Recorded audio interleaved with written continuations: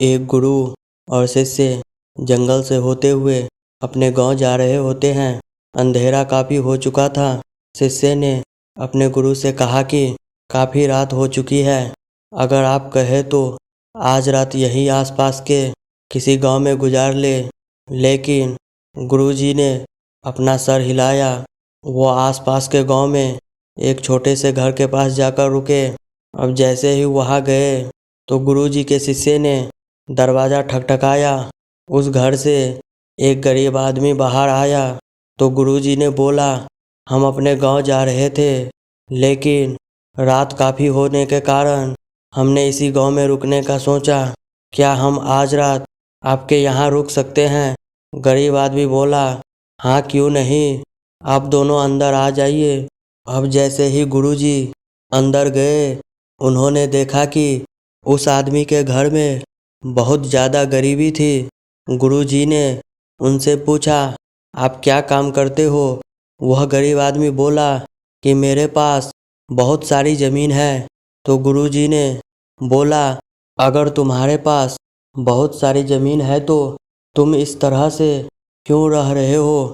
वह आदमी बोला, यह किसी काम की नहीं है।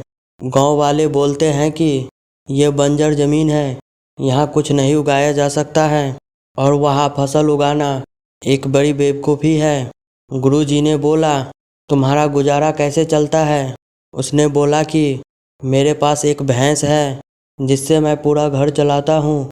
ये सुनने के बाद गुरुजी सो जाते हैं और रात में जब सब लोग सो रहे होते हैं तब गुरुजी अपने शिष्य को उठाते हैं और उस गरीब आदमी की भैंस लेकर चले जाते हैं।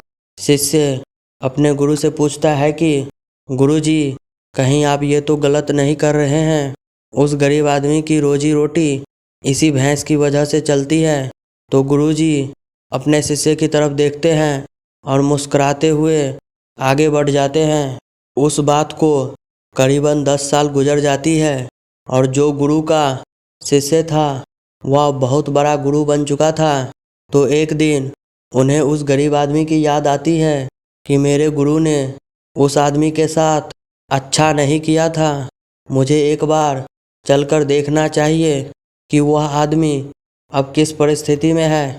वह शिष्य उस गांव की तरफ जाता है और वहां जैसे ही पहुंचता है तो वह देखता है कि जहां पर उस आदमी का झोपड़ा था वहां पर एक बहुत ही आलीशान महल बन चुका था और उस झोपड़ी के बाहर जो बंजर ज़मीन थी उस पर फल फूलों के बगीचे थे।